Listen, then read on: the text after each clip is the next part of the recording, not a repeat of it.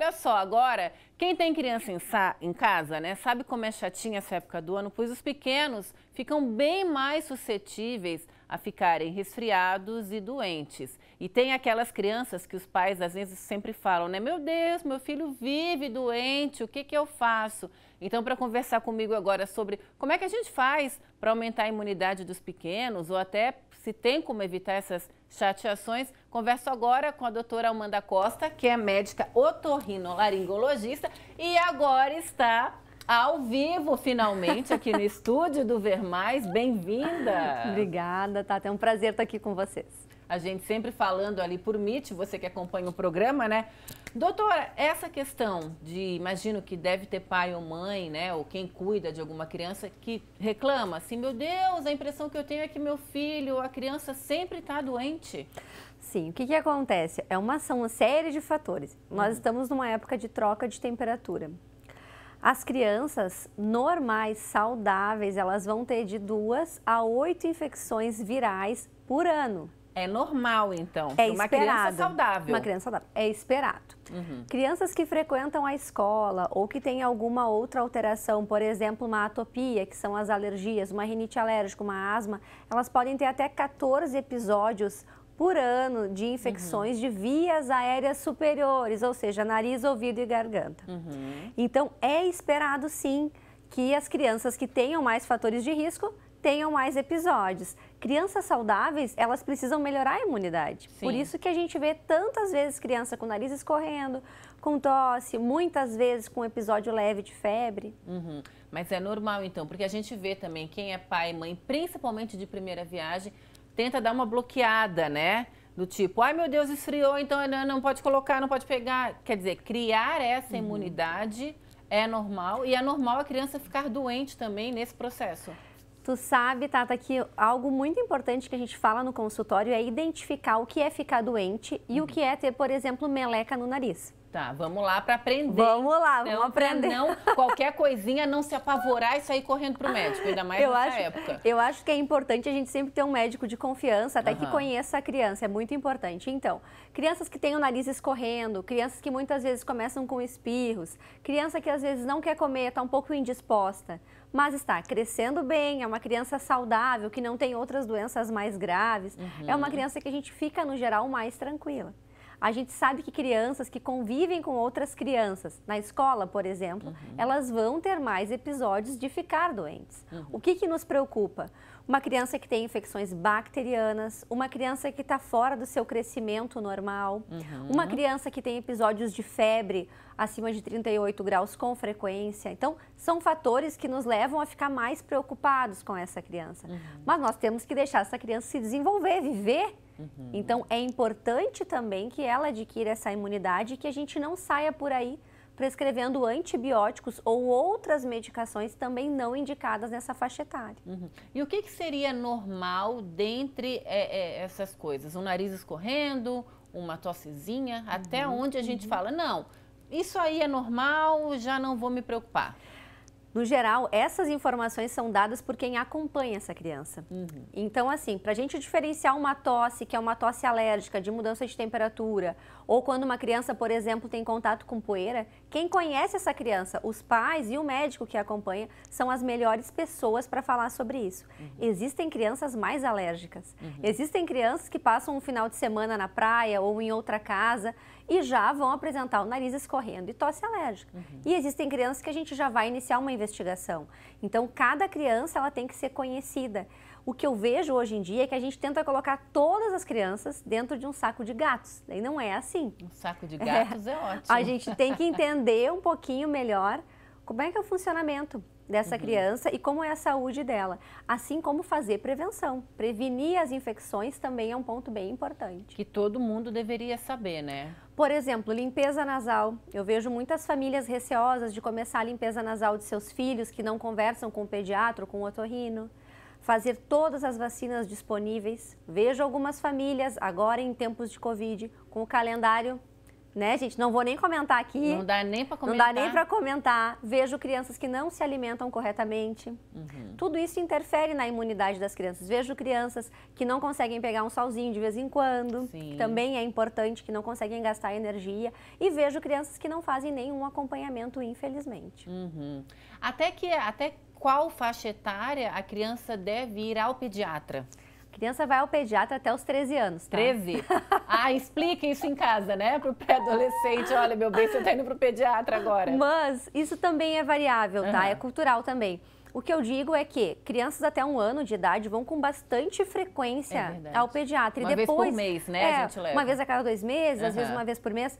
Depois, essas consultas, elas devem ser realizadas, gente. Com o otorrino, muitas vezes crianças que têm alterações de via aérea superior, e com o pediatra, ou com o médico de família, por exemplo, ou até em muitas cidades aqui, o próprio clínico acaba fazendo esse acompanhamento pediátrico, né? Também realizado. Então, é importante, a gente não pode esquecer disso, conhecer essa criança. Ainda que seja nosso filho, que more com a gente, que você acha, ah, não, eu já sei mais ou menos como é que lida, mas tem, né? De tempos em tempos tem que levar para ver se está tudo bem. Com certeza. Sem contar que a gente tem que tomar cuidado com crianças com sintomas respiratórios. Criança com sintoma respiratório não vai à escola, não pode sair brincando com outras crianças, porque a gente está em tempos de Covid. Nós temos que ficar atentos também quanto a isso. Hoje em dia, com as consultas online, a gente consegue conversar com essa família, orientar essa família, muitas vezes começar alguns tratamentos quando a gente já conhece essa situação e essa criança. Falasse ali sobre a caderneta de vacinação, que agora está furada, né? Por causa da pandemia. A vacina para gripe, para as crianças, é essencial nessa época, doutora? É muito importante. Então, assim, relembrando, pega a carteirinha de vacinação do filho aí em casa e dá uma olhada. Vacina da gripe é muito importante que seja realizada. A vacina também do H1N1, muito importante. Pneumococo em muitas crianças também é importante. Então, assim, dá uma olhada, ver se todas as vacinas estão em dia. Isso é uma boa maneira da gente evitar as infecções de via aérea superior. Já tem uma pergunta aqui, ó, da Andressa Saik. Olá, boa tarde, Andressa. A lavagem nasal é a partir de qual idade? Lavagem nasal a gente inicia com 1 mês do bebê. Sempre após a avaliação inicial do pediatra ou do otorrino, que geralmente a gente explica durante a consulta como realizar. Começamos com 1 ml, olhamos, examinamos a fossa nasal e liberamos a lavagem nasal. E vai até... Gente, não tem idade limite, não tem idade limite, inclusive para idosos é recomendada também. E aí, então, a partir de 1 mês, a gente faz, qual é a frequência dessa lavagem nasal? Depende da criança. Geralmente iniciamos 1 vez ao dia em crianças que não estão tendo infecções e quando estão em episódios de infecção de via aérea, a gente pode fazer 6, 7 vezes ao dia para limpar o nariz e, consequentemente, limpar a via aérea também. Não deixar nenhuma meleca e fazer com que essa criança respire bem. Então, crianças saudáveis, 1 vez ao dia. Pelo menos 1 vez ao dia, com algumas alterações, algumas comorbidades, a gente deixa mais vezes, né? Tá, entendi. Outra coisa que a gente estava conversando aqui, porque assim, gente, vai para o intervalo e aqui a gente fica trocando figurinhas, né? É sobre essa época do ano que muitas pessoas se fecham em casa por causa do frio, é totalmente aceitável, né? Daí acende um fogão a lenha, acende um aquecedor, acaba se fechando em casa. Esse é um erro, então? É importante lembrar as atitudes básicas, então.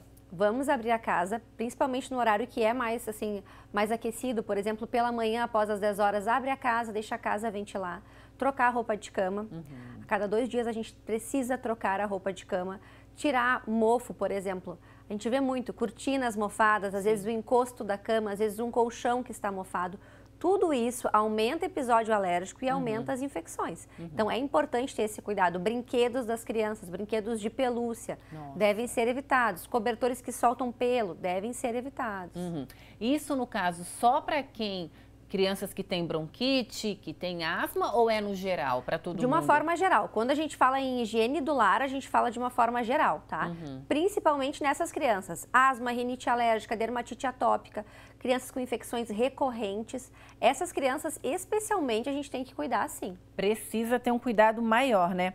Tem uma outra pergunta aqui, ó. Boa tarde, tenho um bebê de 3 meses e estou cuidando para que não fique doente pelo menos até os 6 meses. Estou errada?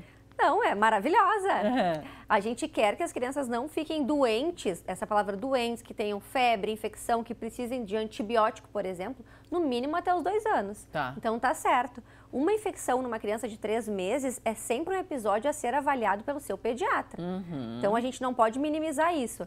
Crianças aí menores de 1 ano, principalmente menores de 3 meses, sempre são episódios de infecções a serem avaliadas no consultório. E como é que a gente avalia, por exemplo, né, a criança que tem bronquite, asma, o cuidado, então, nessa época tem que ser redobrado? Sim. São crianças que eu falo, são crianças amigas do consultório. São crianças que a gente vê com mais frequência. Às vezes são crianças que tu tem que ver a cada 2 meses, por exemplo. Tu tem que acompanhar mais de perto, muitas vezes entendendo um pouquinho melhor a rotina dessas crianças. Mas são crianças que, após compensadas, às vezes a gente tem que buscar um pouquinho na história. Às vezes são crianças que têm um refluxo faringolaríngeo. Às vezes são crianças com uma adenoide grande, com uma amígdala grande. Às vezes são crianças que têm alergia a algum alimento. E às vezes são crianças que têm mais infecções. E a gente tem que observar, na maior parte das vezes, isso é importante também frisar, a gente observa. E observa os sinais de alerta. A gente não sai sempre jogando medicações, jogando antibióticos nessas crianças. E falando em medicação, vale sempre lembrar pra gente acabar que a automedicação, nem pensar, né? Mesmo, eu tenho aquele xarope que aquela vez ela tomou para aquele negócio, eu vou dar agora. Gente, tem que tomar muito cuidado com a automedicação. Toda semana eu atendo crianças ou que as crianças pegaram a medicação e ingeriram, ou pais na tentativa de ajudar as crianças que usaram o remédio ou do irmão ou da vizinha, ou colocaram no ouvido. E acaba que piora o quadro, muitas vezes atrapalha os diagnósticos, essa automedicação, sim. E lembrar sempre de colocar a caixinha de remédios num lugar alto, onde as crianças não possam ter acesso, porque gente, o xarope é gostosinho às vezes, né? Acontece, não é historinha, acontece mesmo. Legal, muito obrigada, Amanda, pela tua participação ao vivo no estúdio, né? Obrigada pelas dicas.